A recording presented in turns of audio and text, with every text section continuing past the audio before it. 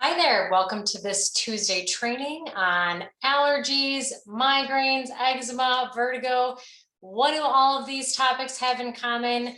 Histamine and tolerance. My name is Ashley Anderson, registered dietitian and personal trainer and owner at Nourished, where we specialize in nutrition and exercise coaching for active adults who want to achieve stress-free, realistic, and sustainable fat loss through a holistic approach. We help individuals with diabetes, autoimmune conditions, GI disorders, Crohn's, celiac disease, IBS, disordered eating patterns, new and pregnant mamas, picky eaters, and your everyday exerciser looking to live their best and most fulfilling life through sustainable, healthy habit changes.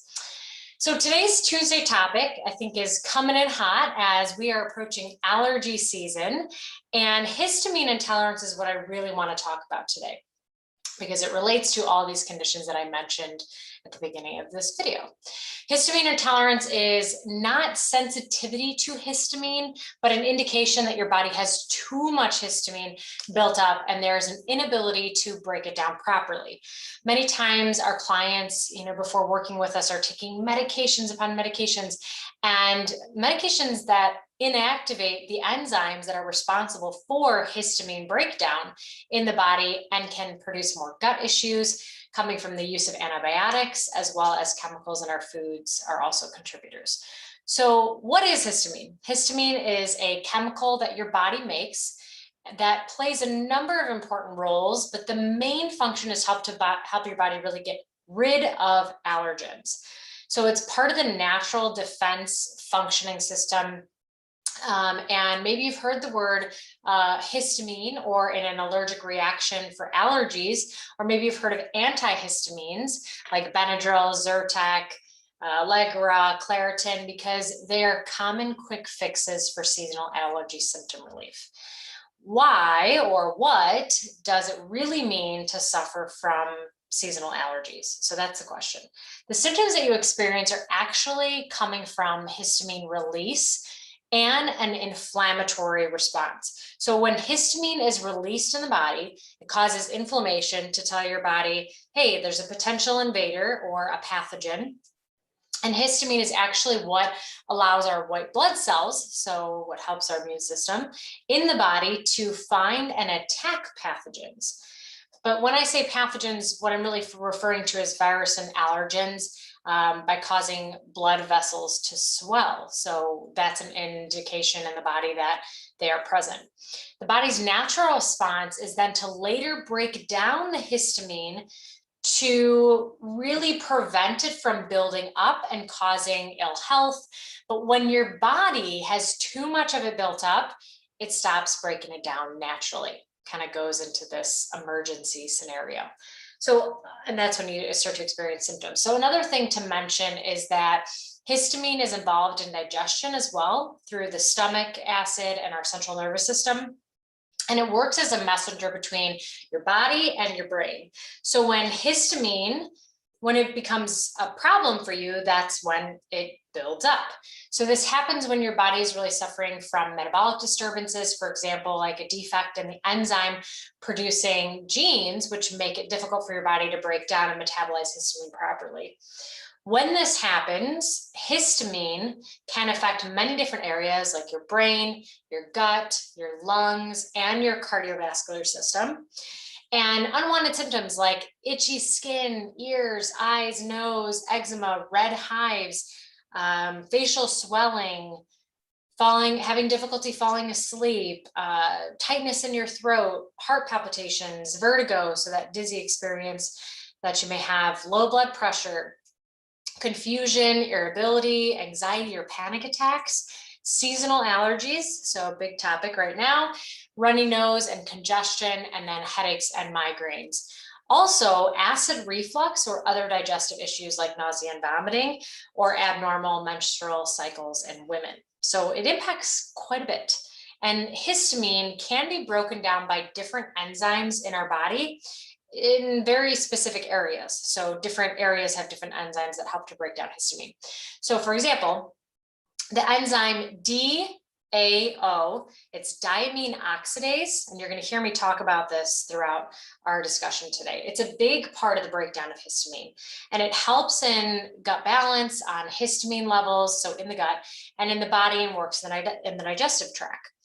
In other areas of the body, like your spine, your kidneys, your liver, your lungs, histamine is broken down by N-methyltransferase, which is shortened as HNMT, which breaks down histamine when histamine is in spaces between cells, so kind of interstitial, between those cells in your body, basically acting as a mop, kind of getting rid of excess histamine that's been broken down. When DAO, so more so in the lining of the gut and the GI tract, when DAO and HNMT are not present, or when you are suffering from metabolic issues that make it really hard to break down histamine, then histamine builds up over time. And that is when you experience one of the symptoms that I mentioned before. So now you may be wondering how vertigo or migraines become symptoms of histamine intolerance, or how you can become anxious or lose sleep over it. First, vertigo or dizziness occurs from the clogging of the eustachian tubes in your ears, and they become really like filled with mucus, and due to histamine released in your body responding to an allergen, and that's what throws off your balance. So there's a connection there. Migraine headaches occur from a buildup of nitrate oxide and endothelial monocytes released by histamine. So headaches can also be triggered by consuming histamine-rich foods. And so a lot of times when I've got clients who have had heavy migraines for years and years and years, we go on a low histamine diet, or reduce foods that are producing histamine in their body. Many people also who suffer from migraines also have a reduced DAO activity, which again is the enzyme that I talked about before that helps break down histamine in your digestive system. So they may have two things going on at once: one, high histamine intake, and two, a reduction in activity of the enzyme needed to actually break down histamine in the GI tract. So you can see how those are connected, right? It's like what's in your gut and then what you're putting in your gut, right? So researchers have found that mast cells play a role in our internal clock. So now we're going to talk a little about sleep, right? So these cells have their own internal clock, mast cells do, that are regulated by a set of genes as well as stress and what you eat. So histamine from mast cells in the brain can promote wakefulness and changes in behavioral states, leading to insomnia. And anxiety stems from the hypothalamic pituitary adrenal axis, usually referred to as the HPA axis.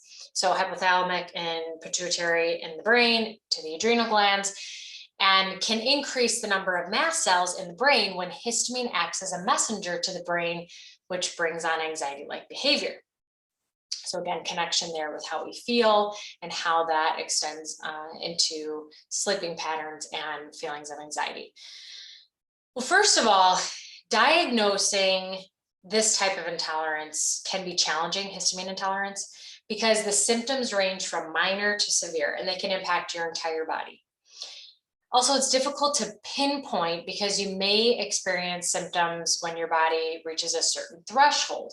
So you may not suffer from immediate symptoms even after consuming a histamine-rich food. It could happen 48 hours later, 24 hours later. And so pinpointing that can be difficult. Histamine intolerance also differs from a true allergic reaction, because with an allergic reaction, it is an IgE response, which means that antibodies are produced in your system and antibodies travel to the cells, causing an allergic reaction. So basically, fancy words for you eat something, you have a reaction response, you have a symptom. With histamine intolerance, you don't have that immediate response, immediate reaction. It's delayed. Oftentimes it is delayed. So that's what makes it difficult, because it's not mediated by what we call an IgE, an allergic response.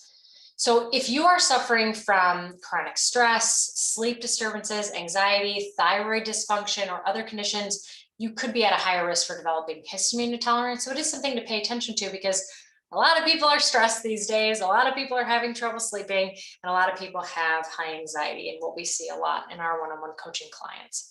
So what can you do about it?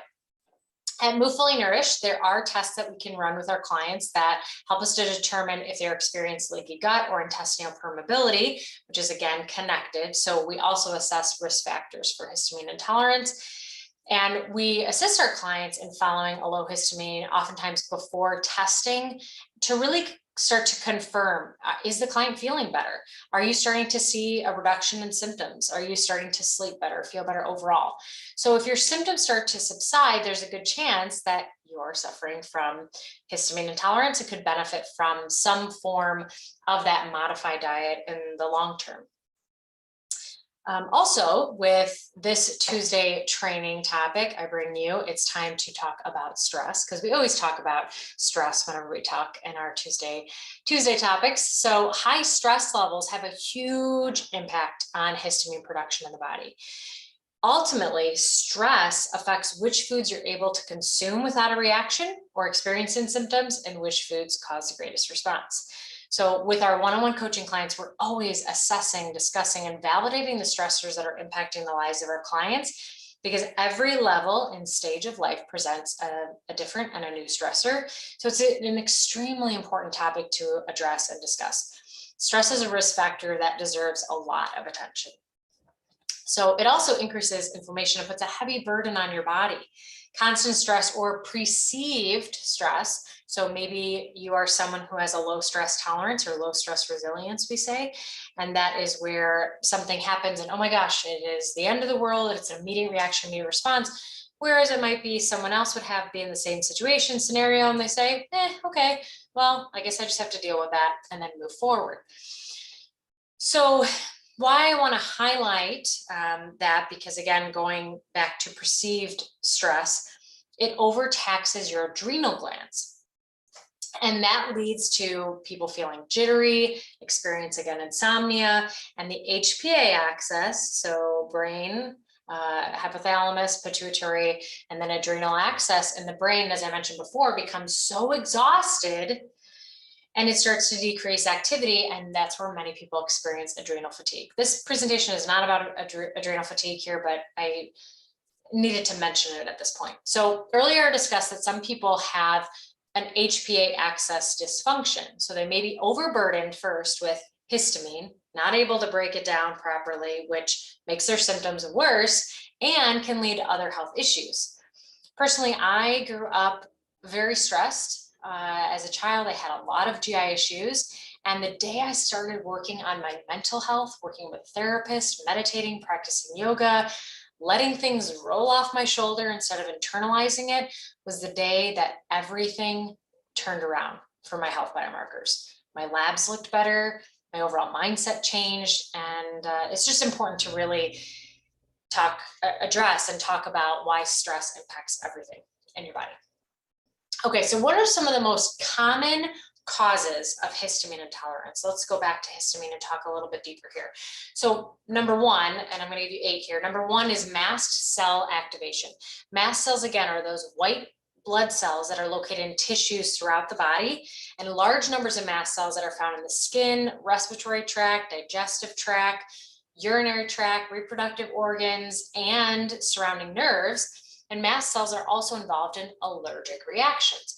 So during an allergic reaction, an infection or disease, mast cells are activated and the contents of their granules are released into surrounding tissue.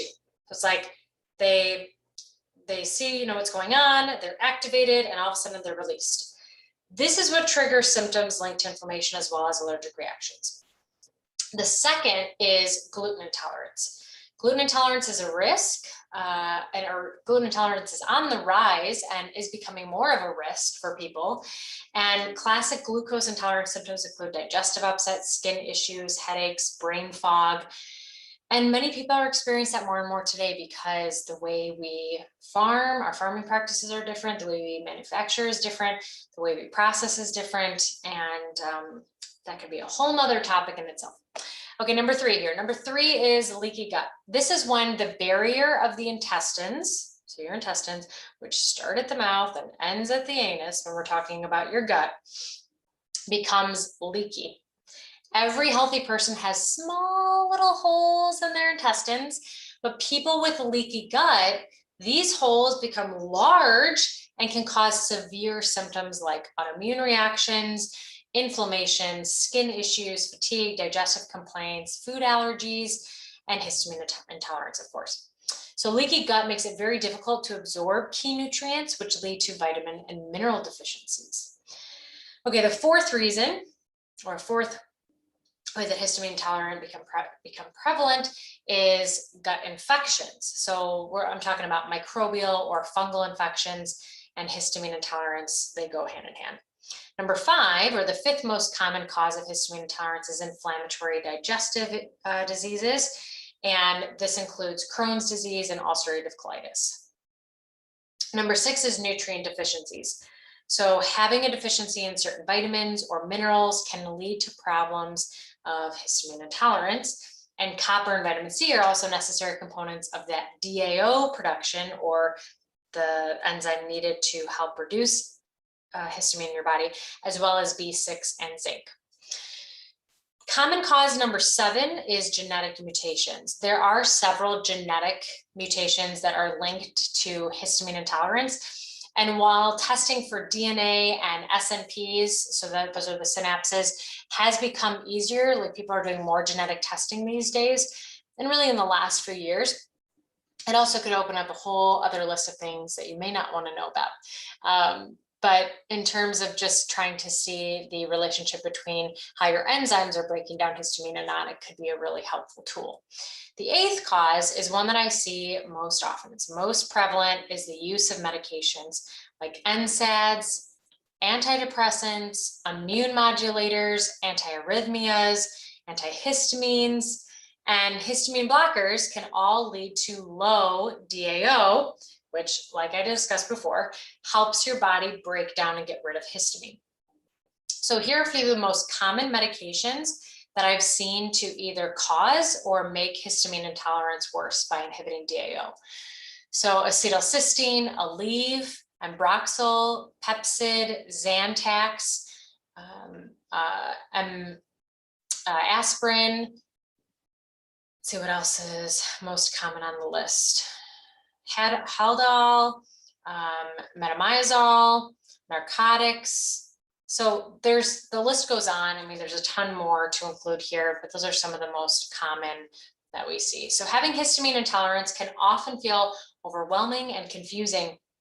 However, there are a number of things that you can do to feel better and getting your levels under control. If you or someone you know think you have a histamine intolerance, I encourage you to reach out to a functional medicine professional, dietitian who can help you in this, or a doctor that can help you navigate through your symptoms so you can find relief to live your best and most fulfilling life. If you'd like to learn more about how we help our clients do just that, you can visit movefullynourished.com and click Apply Now and fill out our one-on-one coaching application to hop on a complimentary discovery call to learn more. Thank you so much for joining. And again, my name is Ashley Anderson. Have a fantastic rest of your day.